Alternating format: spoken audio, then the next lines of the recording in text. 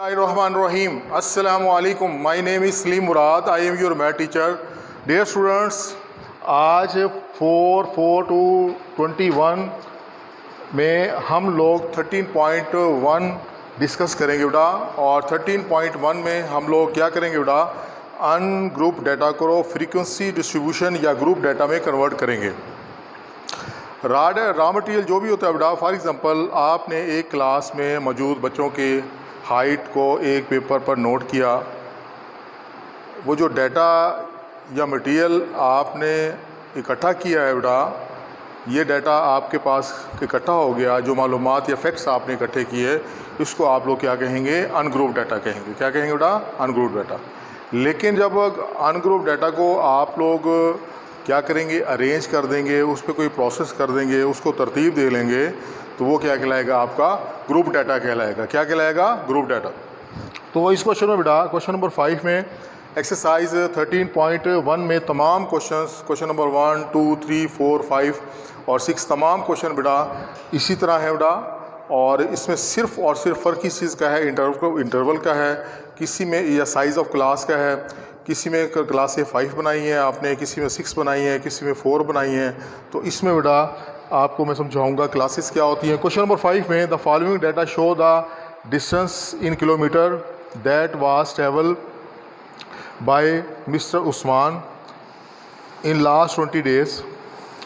ये जो डाटा आपके पास क्या है बेटा, डिस्टेंस का है, जो कि उस्मान ने कवर किया है लास्ट 20 डेज़ में। तो फर्स्ट डे में उसने जो डिस्टेंस कवर किया 77, नेक्स्ट में 58, 62, 85, 32, 71, 59, 60, 38, 32, 69, 80, 76, 92, 61, 82, 74, 70, 99, 74, 44, 53। तो ये 21 वैल्यूज़ हैं जो कि डिस्टेंसेस को शो कर रही हैं, जो मिस्टर उस्मान ने लास्ट 20 डेज़ में कवर किया। फर्स्ट डे में जो उसने डिस्टेंस किया उसने लिख लिया, सेकंड में किया वो लिख लिया, थर्ड में, फोर्थ में एंड सो ऑन। यानी लास्ट 20 डेज़ में उसने जितने भी डिस्टेंस किलोमीटर में ट्रैवल किया बेटा, कवर किया, उसने एक पेज पे लिख लिया। अब हम इसको क्या करना चाहते हैं, फ्रीक्वेंसी डिस्ट्रीब्यूशन में कन्वर्ट करना चाह रहे हैं। तो उसने एक और बात हमें बता दी, मेक अ फ्रीक्वेंसी टेबल। आपने इसका फ्रीक्वेंसी टेबल बनाना है of 5 classes on an equal size. Classes आपने कितनी बनानी है बेटा, 5, लेकिन उन क्लासेस का जो साइज़ हो बराबर होना चाहिए। क्या होना चाहिए, बराबर होना चाहिए। अब उसने हमें ये तो बता दिया कि 5 क्लासेस होंगी, लेकिन साइज़ ऑफ क्लास या इंटरवल आप कैसे निकालेंगे। तो सबसे पहले आप देखेंगे इसमें जो है ग्रेटेस्ट वैल्यू कौन सी है। ग्रेटेस्ट वैल्यू है आपके पास 99। क्या है भाई, ग्रेटेस्ट वैल्यू। और नंबर ऑफ़ क्लासेस कितनी है आपके पास, 5 हैं। और साइज़ ऑफ क्लास आपने फाइंड करना है। क्या करना है, साइज़ ऑफ क्लास फाइंड करना है। अब करना क्या है आपने बेटा, ग्रेटेस्ट वैल्यू आपके पास ये डाटा है लास्ट 21 डेज़ का जो डिस्टेंस उस्मान ने कवर किया, इसमें से आप देखेंगे कि सबसे बड़ी वैल्यू कौन सी है। तो मेरे पास जो सबसे बड़ी वैल्यू है वो 99 है। क्या है बेटा, 99। अच्छा, उसके बाद देखेंगे लोएस्ट वैल्यू, सबसे छोटी वैल्यू इसमें क्या है, वो है 32। ये 32 आ गया।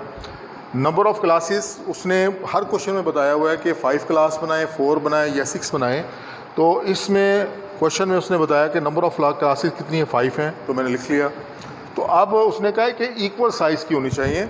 तो साइज़ ऑफ क्लास निकालने के लिए मेरे पास फार्मूला क्या है, greatest value minus lowest value divided by number of classes, divided by number of classes. Greatest value मेरे पास क्या है, 99। लोएस्ट वैल्यू क्या है, 32। 99 में से 32 को माइनस करूँगा, आंसर मेरे पास आएगा 67 डिवाइडेड बाय 5। जब 67 को मैं डिवाइड करूँगा तो मेरे पास आंसर आ गया 13.4, विच इज़ नियर। यहाँ पर पॉइंट के बाद 4 है, तो इसको हम राउंड ऑफ नहीं करेंगे। मतलब राउंड ऑफ करने का मतलब ये होगा, अगर यहाँ पे 5 होता है या 5 से बड़ी वैल्यू होती तो फिर नेक्स्ट वैल्यू में मैंने 1 बढ़ा देना था। यहाँ पर मेरे पास क्या आ गया, 13। क्या आ गया, 13। तो आपने जो साइज़ रखना है वो किसका रखना है बेटा? 13 का। क्या रखना है? 13 का। अच्छा, इसके बाद बेटा अब हम आएंगे टेबल की जानिब। टेबल में हमेशा क्वेश्चन नंबर 1, 2, 3, 4, 5, 6 में आपने इसी तरह करना है कि फ़र्स्ट जो आपके पास कॉलम होगा वो क्लास इंटरवल्स का होगा, सेकंड क्या होगा? टेली मार्क्स होंगे, और थर्ड कॉलम जो होगा वो आपके पास क्या होगा? फ्रीक्वेंसी का। अब मेरे पास क्लासेस कितनी टोटल बनानी है मुझे दिया गया है, पाबंद किया गया है कि 5 क्लास बनाएं, 1, 2, 3, 4, 5। अब इसमें इंटरवल कितने का रखना है? 32 है। 42 में से 32 माइनस करूंगा तो आंसर मेरे पास कितना आ जाएगा? 13। 59 में से 45 माइनस करूंगा तो आंसर क्या आ गया? 13। 37 में से 60 माइनस करूंगा, आंसर कितना है? 13। 81 में से 74 माइनस करूंगा, मतलब अपर लिमिट्स में से लोअर लिमिट्स, अपर वैल्यूज़ में से लोअर लिमिट्स को मैं जब हम माइनस करूंगा तो तमाम में आप लोग देखेंगे इंटरवल 13 का होगा, जो कि हम यहाँ पर निकाल चुके हैं। तो फर्स्ट क्लास में आपके पास क्या है? 45 में से 32 को माइनस करो तो इंटरवल कितने का होगा? आपके पास 13 का होगा, जो कि हमारे निकाले हुए इंटरवल के बराबर है। अब आपने करना क्या है? अब आपने ये देखना है बेटा कि 32 और 45 के दरमियान कितनी वैल्यूज़ लाई करती हैं। तो आपके पास बेटा डाटा आपके पास लिखा हुआ है। अब देखें, एक वैल्यू ये है 32, एक वैल्यू होगी बेटा। उसके बाद सेकंड वैल्यू कितनी है? 38, ये 38, ये 32, और इसके बाद क्या है बेटा आपके पास कौन सी वैल्यू है? 45 तक आप लोग इसमें ले सकते हैं। 32 से लेकर 45 तक वैल्यूज़ आप इस ग्रुप में ले सकते हैं बेटा। यहाँ पर आपके पास 4 वैल्यू है बेटा, तो यहाँ पर भी क्या होंगी? ये आ गई बेटा, फोर्थ वैल्यू होगी। तो आपने देखा कि जो इंटरवल है आपके पास बेटा 32 से लेकर 45 तक, जो वैल्यूज़ इस इंटरवल के अंदर आती रही, फर्स्ट वैल्यू है 32, 44, और क्या है बेटा इसमें 44 के बाद है बेटा इसमें 32, 44, ये सारी की 4 वैल्यूज़ आ गई, तो 4 मैंने निशान लगा दिया। अब नेक्स्ट इंटरवल क्या है बेटा? 46 से लेकर 59 तक। इस इंटरवल के अंदर मैंने देखा वैल्यूज़ कितनी हैं? 3। इसी तरह 60 to 73 जो है, इसके इंटरवल के अंदर जो वैल्यूज़ कितनी है बेटा? 6 हैं। जैसे ही 5 वैल्यू होंगी तो आप क्या लगाएंगे बेटा? इसमें क्रॉस लगाएंगे। 5 का आपके पास एक बॉक्स बन जाएगा, 5 का एक बॉक्स बन जाएगा। और उसके बाद अगर और वैल्यूज़ इस इंटरवल के अंदर लाई करती हैं तो आप मज़ीद मार्क लगा सकते हैं। इसी तरह 74 to 81 में आपने देखा कि 5 का जैसे ही वो एक बॉक्स बन गया, फिर इसके अलावा वैल्यू आई तो हमने निशान लगाया। 88 से लेकर 101 तक आपके पास कितनी है? 2 वैल्यूज़ हैं, और हमने इंटरवल को इस तरह से डिज़ाइन करना होता है बेटा, क्लासेस को, कि हमारी लोएस्ट वैल्यू से लेकर ग्रेटेस्ट वैल्यू तक तमाम वैल्यूज़ जो हैं इन इंटरवल के अंदर आ जाएं।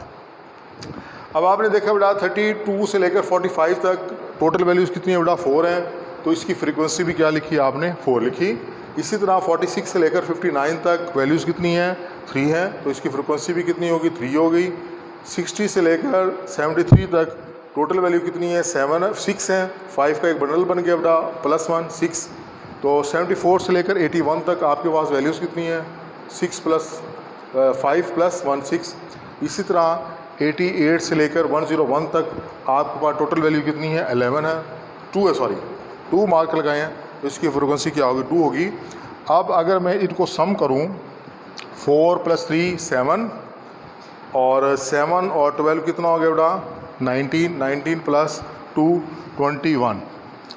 तो हमारे पास फ्रीक्वेंसी का सम क्या होना चाहिए? 21 के इक्वल होना चाहिए, क्योंकि अनग्रुप डाटा की फॉर्म में हमारे पास जो टोटल वैल्यूज़ हैं वो क्या है बेटा? 21 है। और जब हम लोग उसको फ्रीक्वेंसी टेबल की फॉर्म में लिख लेंगे तो फ्रीक्वेंसी का सम किसके इक्वल होना चाहिए?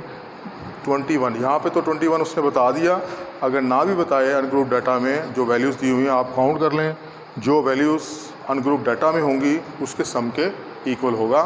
लास्ट में मैं थोड़ा सा मज़ीद आपको बता दूँ बेटा कि आपके पास डाटा जब अनग्रुप डाटा की फॉर्म में होता है, ठीक है, जब आप अलग फैक्ट्स को इकट्ठा कर रहे होते हैं तो ये किस फॉर्म में होता है? अनग्रुप डाटा की फॉर्म में होता है। और अनग्रुप डाटा को ग्रुप डाटा में बनाने के लिए हम लोग क्या करते हैं?